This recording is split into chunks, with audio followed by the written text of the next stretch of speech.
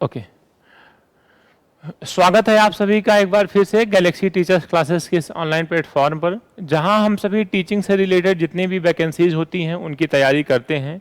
इस समय हम लोग सीटेट अगस्त में होने वाले एग्ज़ाम की तैयारी कर रहे हैं। हमारे द्वारा सीडीपी की क्लास आपको पढ़ाई जा रही है, बताई जा रही है, समझाई जा रही है। इसके पहले की क्लास में हम लोगों ने मापन को पढ़ा था, मापन के प्रकार पढ़े थे, मापन के तत्व और जो उसके चर होते हैं, वेरिएबल्स, उन सब पे हमने चर्चा किया था। आज की इस क्लास में हम मूल्यांकन टॉपिक को पढ़ने वाले हैं। मूल्यांकन का अर्थ क्या है, मूल्यांकन के प्रकार कितने हैं, मूल्यांकन का महत्व क्या होता है, इन सभी बातों पे चर्चा हम आपसे बहुत कम समय में करने वाले हैं। तो आज का हमारा टॉपिक सीडीपी का क्या है, मूल्यांकन। आज का जो हमारा टॉपिक है वो क्या है, मूल्यांकन। ठीक है, मूल्यांकन का मतलब होता है, मूल्यांकन का साधारण सा अर्थ होता है कि अधिगम के स्तर का पता लगाना, बच्चे किस लेवल तक सीख पाए हैं और जिस भाग को नहीं सीख पाए हैं वो क्यों नहीं सीख पाए हैं। इन सारी बातों का पता जब हम लगाते हैं तो उसी को क्या कहते हैं, शिक्षक के द्वारा किया गया मूल्यांकन। मूल्यांकन के जो प्रकार होते हैं वो दो प्रकार होते हैं। एक होता है सतत मूल्यांकन, एक होता है सतत मूल्यांकन, और जो दूसरा होता है उसे हम कहते हैं व्यापक मूल्यांकन। आजकल की जो किताबें आ रही हैं आपने उसमें देखा होगा बेस्ड ऑन CCE पैटर्न लिखा होता है। बेस्ड ऑन CCE पैटर्न का मतलब क्या होता है, what do you mean by CCE। तो पहले C का मतलब है कॉन्टिन्यूअस और दूसरे C का मतलब है कॉम्प्रिहेंसिव और E का मतलब है इवोल्यूशन, मतलब मूल्यांकन। मतलब कॉन्टिन्यूअस और कंप्रीहेंसिव, इवोल्यूशन जो होता है उसी को हम हिंदी में सतत और व्यापक मूल्यांकन कहते हैं। सतत का मतलब कॉन्टिन्यूअस, व्यापक का मतलब कंप्रीहेंसिव और मूल्यांकन का मतलब इवोल्यूशन। उसे हम शॉर्ट फॉर्म में क्या कहते हैं, उसे हम शॉर्ट फॉर्म में CCE कहते हैं। इतनी बात आपको समझ में आई। सतत मूल्यांकन होता क्या है सर, रोजाना किया जाने वाला मूल्यांकन। रोजाना किया जाने वाला जो मूल्यांकन है उसे हम सतत मूल्यांकन कहते हैं। सतत मूल्यांकन जो होता है उसके अभी हम प्रकार की बात करते हैं। फिर व्यापक मूल्यांकन क्या होता है उसकी भी चर्चा हम आपसे करते हैं। व्यापक मूल्यांकन कहने का मतलब जो 3 महीने में किया जाए, है ना, क्वार्टरली जो होता है, या 6 मंथ में जो किया जाए जिसे हाफ ईयरली कहते हैं, या जो ईयरली एग्जाम्स होते हैं हमारे स्कूल में उसे हम व्यापक का अर्थ कह सकते हैं, व्यापक के रूप में देख सकते हैं कि व्यापक मूल्यांकन उसे हम कहते हैं। आइए और चर्चा आपसे हम करते हैं कि व्यापक मूल्यांकन और सतत मूल्यांकन में कितना अंतर है और किस तरीके से हम आपको समझा सकते हैं कि सतत और व्यापक का अर्थ क्या है। देखिए, एक शब्द है व्यवहार। व्यवहारवाद के जो जनक हैं उनका नाम है वॉटसन। एक शब्द है व्यवहार, और ये निकला कहां से है, व्यवहारवाद से। व्यवहारवाद में ये कहा गया कि मनोविज्ञान का मुख्य विषय, मनोविज्ञान के अध्ययन का मुख्य विषय व्यवहार होना चाहिए। ये कौन कह रहा है, वॉटसन। व्यवहारवाद का जनक भी किसे माना जाता है, वॉटसन को ही व्यवहारवाद का जनक भी कहा जाता है, फादर ऑफ बिहेवियरिज्म। किसको कहा जाता है, वॉटसन को कहा जाता है। वॉटसन ने यह बताया कि व्यवहार के 3 पक्ष होते हैं। व्यवहार के कितने पक्ष होते हैं, 3।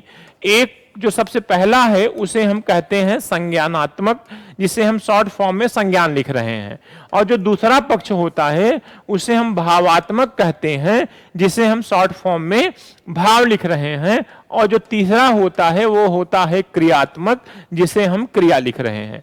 क्रियाएं 2 प्रकार की होती हैं। सबसे पहले व्यक्ति मानसिक क्रिया करता है, जो सोचता है फिर उसी को करके दिखाता है, इट मीन शारीरिक क्रिया करता है। संज्ञान का मतलब जब बच्चे के अंदर समझ, ज्ञान, जानकारी विकसित होने लगे। संवेग, भाव का मतलब मनोविज्ञान में संवेग होता है, इंग्लिश में इमोशंस या फीलिंग्स। जब हमें भय, क्रोध, प्रेम, पीड़ा, भूख, प्यास ये सब लगती है तो इसी को भाव कहते हैं, और मनोविज्ञान की भाषा में इसे संवेग या इमोशंस कहते हैं। मैकडूगल ने बताया कि किसी भी व्यक्ति के अंदर 14 प्रकार के संवेग होते हैं, 7 सकारात्मक होते हैं और 7 नकारात्मक होते हैं। ये छोटा सा परिचय मैंने आपको व्यवहार शब्द का दिया। तो व्यवहार के जिस पक्ष का अध्ययन सतत मूल्यांकन में किया जाता है उसे हम संज्ञानात्मक कहते हैं। ठीक है, मतलब संज्ञानात्मक पक्ष का अध्ययन जिस मूल्यांकन में किया जाता है उसे हम सतत मूल्यांकन कहते हैं। व्यवहार के संज्ञानात्मक पक्ष का अध्ययन जिस मूल्यांकन के द्वारा किया जाता है उसे हम सतत मूल्यांकन कहते हैं। इट मीन्स जब हम ये चेक करते हैं कि बच्चे ने कितना ज्ञान अर्जित किया, बच्चे की समझ कितना विकसित हुई, बच्चे के अंदर जो हमने पढ़ाया वो कितना जानकारी इकट्ठा कर पाया, जब इस बात का हम पता लगाते हैं तो व्यवहार के केवल एक पक्ष का हम पता लगाते हैं और इसी को हम क्या कहते हैं, सतत मूल्यांकन। सतत मूल्यांकन के द्वारा व्यवहार के केवल एक पक्ष का पता लगाया जा सकता है। अब हम आपसे बात करते हैं कि व्यापक मूल्यांकन का मतलब क्या होता है। व्यापक मूल्यांकन का मतलब यह होता है जब व्यवहार के तीनों पक्षों का पता लगाया जाता है, मतलब व्यवहार के तीनों पक्षों का अध्ययन किया जाता है तब किसी परिणाम तक पहुंचा जाता है तो उसे हम व्यापक मूल्यांकन कहते हैं।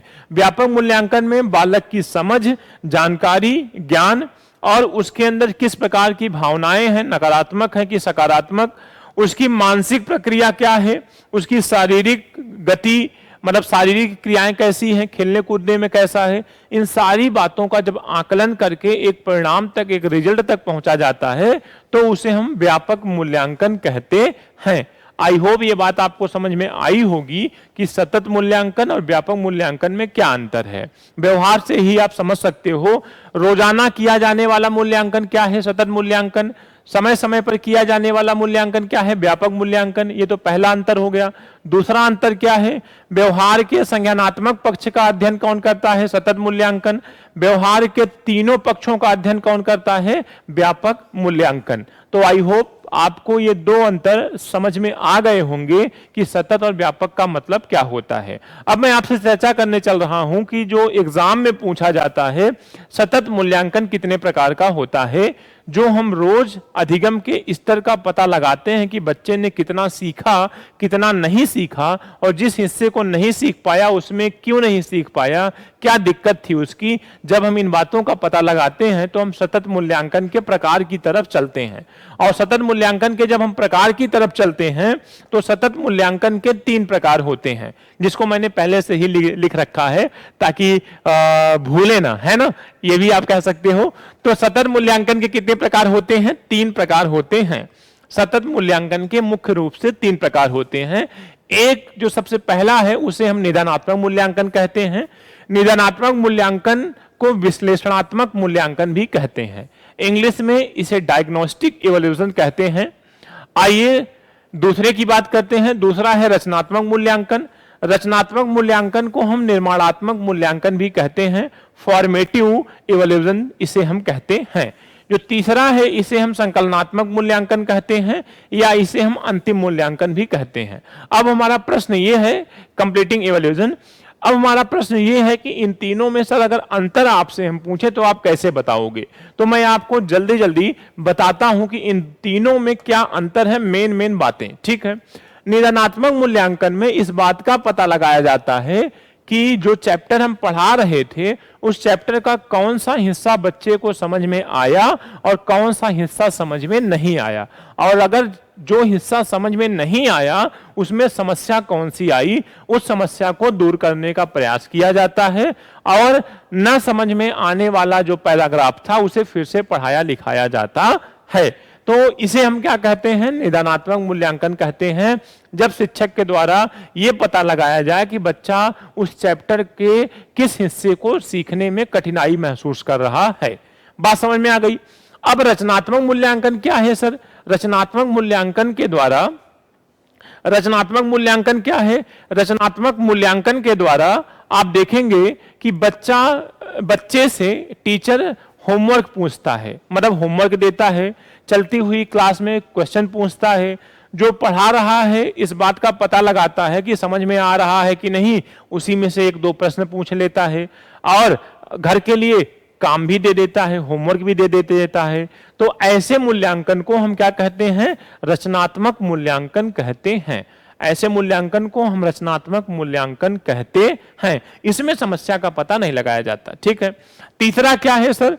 तीसरा यह है इसमें बस ये देखा जाता है कि जो हम पढ़ा रहे हैं वो आपको समझ में आ रहा है कि नहीं। ठीक है। तीसरा मूल्यांकन क्या है? संकलनात्मक मूल्यांकन, जिसे हम अंतिम मूल्यांकन भी कहते हैं या इसे हम योगात्मक मूल्यांकन भी कहते हैं। ठीक है, इसे हम योगात्मक मूल्यांकन भी कहते हैं। ठीक, अंतिम मूल्यांकन या योगात्मक मूल्यांकन जो सबसे अंतिम में किया जाता है और इस एक रिजल्ट पर पहुंचा जाता है कि किसी भी चैप्टर का कितना हिस्सा, क्या 60% आपने सीखा 100 में से, क्या 70% आपने सीखा 100 में से, कि 90% आपने सीख लिया है 100 में से। इस बात पर पहुंचा जाता है कि किसी भी चैप्टर का कितना हिस्सा आपने सीखा, मतलब एक परिणाम तक, एक रिजल्ट तक पहुंचा जाता है। तो आपने देखा कि सतत मूल्यांकन इंपॉर्टेंट है एग्जाम की दृष्टि से। इसके जो 3 प्रकार हैं वो भी बहुत महत्वपूर्ण हैं। पहला निदानात्मक, जिसमें समस्या का पता लगाया जाता है कि उस चैप्टर का कौन सा हिस्सा समझ में नहीं आया। दूसरा रचनात्मक, पढ़ाते दौरान ही ये पता लगाया जाता है कि समझ में आ रहा है कि नहीं, उसी जो मैंने पढ़ाया वहीं से 1-2 प्रश्न हम पूछ लेते हैं। फिर सबसे अंतिम में योगात्मक मूल्यांकन, जब हम एकदम परिणाम पर पहुंचते हैं, चैप्टर पढ़ा चुकते हैं और हम पूछते हैं कि कितने % आप आज सीख पाए इस चैप्टर को। ठीक है, जब इस बात का पता हम लगाते हैं तो उसे हम अंतिम मूल्यांकन या संकलनात्मक मूल्यांकन या योगात्मक मूल्यांकन कहते हैं। आई होप जो मूल्यांकन का एक छोटा सा सेशन मैंने आपको पढ़ाया, ये बात आपको समझ में आई होगी, है ना। इसको आप नोट्स के रूप में रख लीजिए, बना लीजिए, लिख पढ़ लीजिए। यहां से आपके सभी प्रश्न हो जाएंगे जो मूल्यांकन के आते हैं। इसी तरीके से महत्वपूर्ण टॉपिक को लेकर के हम आते रहेंगे। मिलते हैं आपसे नेक्स्ट क्लास में। अपनी तैयारी को और मजबूत बनाइए। Thank you so much.